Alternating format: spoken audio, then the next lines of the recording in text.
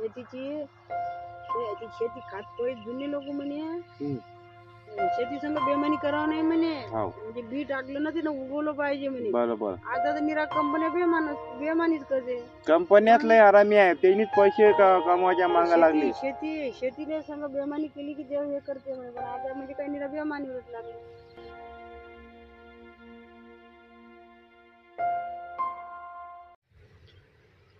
तर नमस्कार मित्रांनो, मी आता शेतात आलेलो. माझ्यासोबत माझी आई खाली बसून आहे, कारण की आत्ताच रोपट्याले पूर्ण पाणी टाकणं झालेलं आहे आणि टमाट्याचं रोपटं होतं, पूर्ण पाणी झालेलं आहे. आमचं शेत बघा किती काळं क्षार आहे.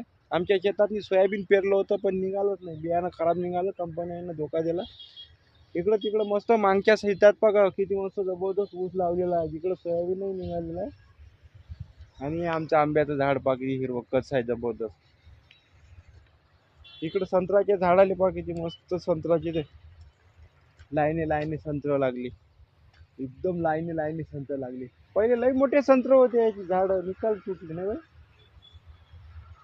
तिथं खोपड्यापाशी मस्त संत्र होते. इकडला नजारा पहा किती मस्त दिसते, एकदम हिरवं कच वादळ. जांबाचे झाड तिथं एक ते कायचं का, तिकडं कवठीचं झाड आहे, इकडे बघा मस्त जामुंडीचं झाड आहे, हे लिंबाचे झाड आहे, लाईने आहे अजून त्याने लिंब यायचे. इथं एक झाड आहे.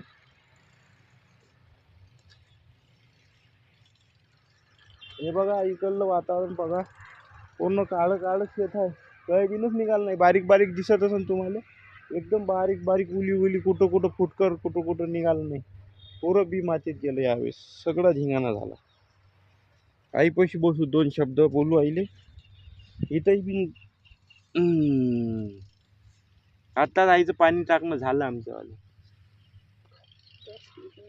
हा नाही बाई,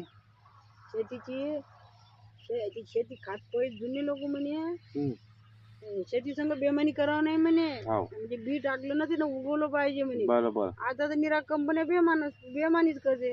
कंपन्यात लय आरामी आहे, त्यांनीच पैसे कमवायच्या मागा लागली. शेतीने संग बेमानी केली की देव हे करते म्हणे. पण आता म्हणजे काही निरा बेमानी होत लागली. असं टोबे नाही ना पहिले, बाया पहिले टोबे नाही, त्याच्यात असेच पहिले लेकरं ते तेव्हा म्हणत जायचे बी टाका, बी उगवलं पाहिजे. पहिले लोक पेरायला जात जाय ना. करू नका, शेतीसोबत बेमानी करू नका.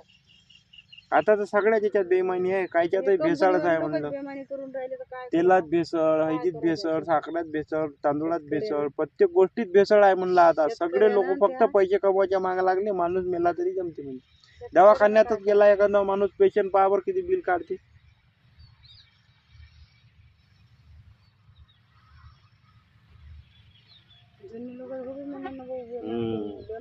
पहिले लोक चांगले होते, आता नाही राहिले तसे लोक. आता फक्त पैशाच्या मागला.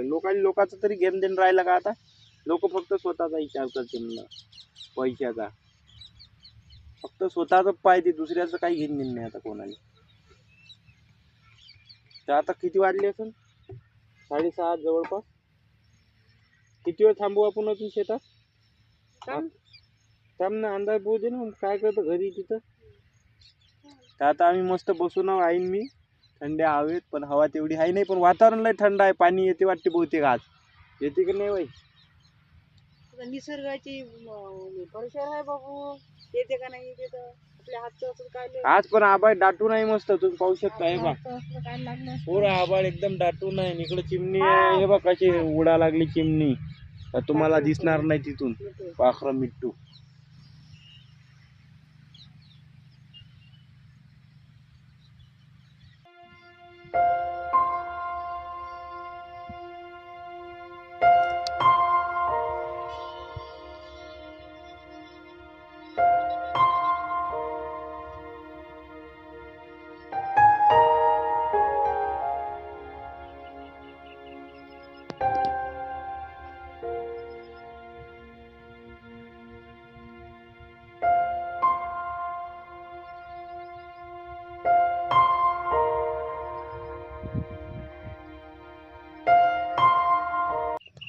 तर मित्रांनो, आज तर आम्ही व्हिडिओ इथं थांबवतो, कारण की आता थोडा वेळ बसतो आम्ही शेतात नाही, त्याच्यानंतर घराकडे चाललं जातो.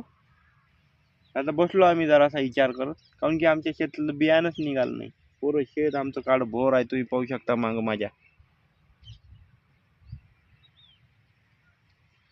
इकडे पहा पुरं शेत काळं भोर आहे.